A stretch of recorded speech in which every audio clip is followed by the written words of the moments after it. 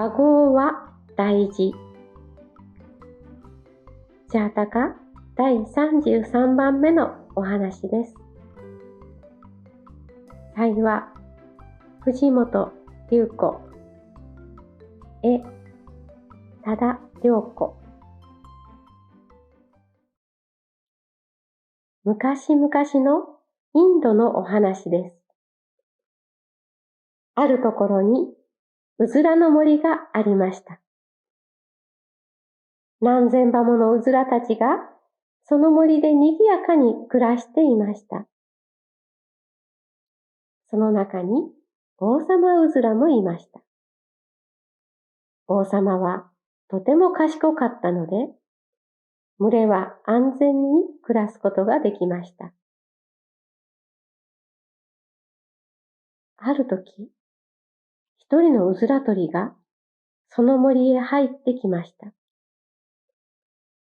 そのうずら鳥は、うずらの鳴き真似がとても上手でした。その男が鳴き真似をすると、うずらたちは呼ばれているような気になって、声のする方に行ってしまいます。うずらが集まってくると、その男はうずらたちの上に網を投げます。うずらたちが網の下で慌てている間に、網の端っこを持って引き絞ります。そうすると、うずらたちをいっぺんにたくさん捕まえることができるのです。男はそうやってうずらを捕まえると、ひとまとめにかごに詰め込んで持って帰り、市場やあちこちに持って行って売りました。男はそうやってお金を稼いでいました。うずら取りの男は、その森でうまい具合にうずらが取れるので、毎日その森にやってきては、かごいっぱいのうずらを捕まえて帰りました。しばらく経つと、たくさんいたうずらたちは、だんだん数が減っていきました。王様うずらは、仲間がどんどん捕まえられて連れて行かれるので、これは何とかしなければいけない、と考えました。そして、一つの作戦を思いつきました。うずらの群れを集めると、王様うずらは、こう話をしました。みんなも知っているように、あのうずら取りの男が毎日この森にやってきて、私たちの仲間を捕まえていく。このままでは、私たちの仲間は皆いなくなってしまうだろう。この群れが滅んでしまう。私はあの男に捕まらないようにする作戦を考えた。いいかい？あの男は君たちの上に網を投げるだろう？その時、すぐにそれぞれ自分の場所で網の目に頭を突っ込んで一斉に飛ぶんだ。そうやれば網は持ち上がるから、そのまま運んでいくんだ。茨の茂みのところまで運んだら、そこで網を茂みに投げかけるんだよ。網は引っかかるけど、君たちは大丈夫。下を通って、それぞれ逃げていったらいいんだ。話を聞いた群れのみんなは、なるほど、わかりました、と言いました。次の日、あのうずら取りの男が森へやってきました。鳴き真似に騙されて、うずらたちが集まったところを上から網をかけられてしまいました。でも、そこでうずらたちは王様から聞いた作戦を実行しました。みんなで一斉に網の目に頭を突っ込むと飛び上がりました。そうしたら網を運ぶことができました。ちょっと重いけれど、みんなで力を合わせて飛べば、ちゃんと運ぶことができます。茨の茂みのところまで運んでいって、そこで茨に網を投げかけました。網は茂みの上のところで引っかかっています。うずらたちは茂みの下からそれぞれ逃げていきました。うずら取りの男は網ごと飛んでいってしまったので、どうすることもできません。茨の茂みに入って網を取るしかありません。しかしその仕事は一苦労でした。網は茨にあちこち絡みついていて、簡単には取れません。手を茨のトゲに刺されて痛い思いをしながら、網を破かないように慎重に外していかねばなりませんでした。それにはとても時間がかかりました。すっかり日が暮れて、遅くなって、やっと家に帰ることができました。うずらはもちろん、一羽も取ることができませんでした。翌日からも、うずらたちはこの作戦を実行しました。うずら取りは毎日、茨の茂みで網を外すことだけで、とっぷり日が暮れるまでかかりました。その上、獲物は一羽もなく、手ぶらで帰らなければなりませんでした。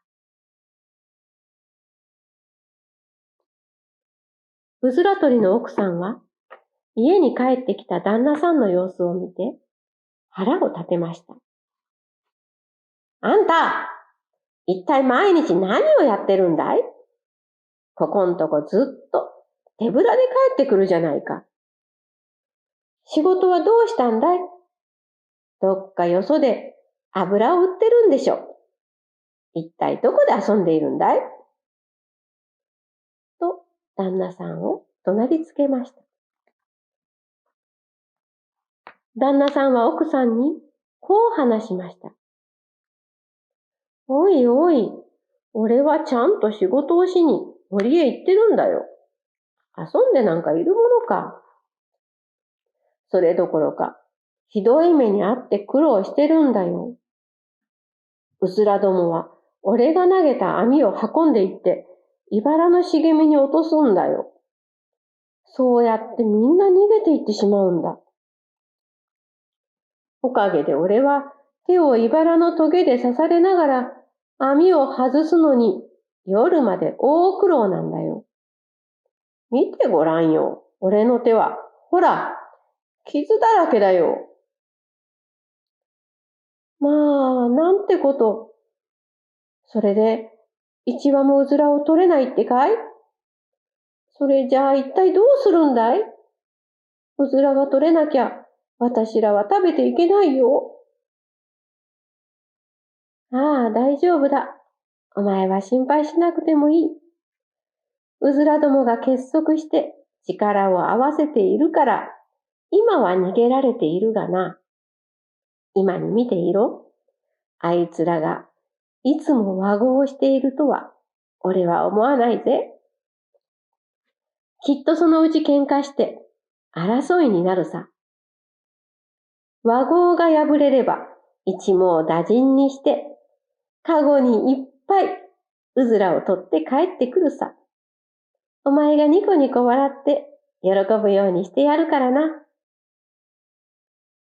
奥さんは、それじゃあ楽しみにしているわ、とご飯の支度をしに行ってしまいました。男は、なに、そうばん、あいつらの和合は破れるさ。争い事は起きるものさ。そうなりゃ、俺様の思うつぼさ。独り言を言いながら網の手入れをしました。さて、それから数日が経ちました。たくさんのうずらたちが餌を食べている時でした。一羽のうずらが餌場に舞い降りていこうとして、うっかり誰かの頭を踏んでしまいました。おい、誰だ？僕の頭を踏んだやつは？と踏まれたうずらが腹を立てました。ああ、ごめん。ついうっかり。と踏んだうずらが謝りました。でも、踏まれたうずらは気が済みません。腹が立ったままで収まらないのです。うっかりだと？そんなことで済むと思ってるのか？と怒鳴りました。うっかりはうっかりだろ？仕方ないじゃないか。そんなに怒鳴ることじゃないじゃないか。怒鳴って当然だろう。踏むやつが悪いんだ。うっかりと言っているのに、そんなに怒鳴るなんて、なんてひどいんだ。と、どんどん激しくなっていきました。周りにいたうずらたちも集まってきました。踏むやつが悪い。いやそれぐらいなんだって言うんだ。言い過ぎだろ。ちゃんと謝れ。なんだその言い方は。などなど、みんなが言い合いを始めました。言い合いはどんどん広がり、激しくなり、とうとううずらの群れが二つに分かれて大きな争いになってしまいました。王様うずらがやってきて、争いは良くない。争いをやめよう。とみんなに言いましたが、頭に血が昇っているうずらたちは聞きません。お互いに、お前が間違っている。俺たちは正しい。と言って譲りません。王様うずらは考えました。これは非常に危ない状況だ。言い争いをする者には安全はないのだ。和合が破れていては網を持ち上げることはできない。きっと大きな破滅に陥ってしまうだろう。漁師はそんなチャンスを逃しはしないだろう。こんなところにいては危険だ。そこで理解ある者たちを連れてその森を去っていきました。数日後、うずら鳥がやってきました。鳴き真似をして、うずらが集まってくると、網を投げました。一羽のうずらが、なんでこいつと一緒に飛ばなくちゃいけないんだ。へえ、お前は網を持ち上げると、頭の毛が抜けるんだってな。持ち上げてみろよ。と言いました。もう一羽は、お前は網を持ち上げるとき、両方の翼の毛が抜けるんだってな。さあ持ち上げてみろ。と言いました。言い合いはたちまち広がり。さあ持ち上げてみろ。なんでお前に言われて持ち上げてやらなくちゃいけないんだ。と揉めているうちに、うずら鳥が網を持ってひとまとめに絞って、たくさんのうずらを捕まえてしまいました。そして、かごいっぱいに詰め込むと、ほくほくと帰っていきました。よーし、これで今日は奥さんをニコニコさせてやれるぞ。と言って、この時の賢いうずらの王様は前世のお釈迦様でした。おしまい。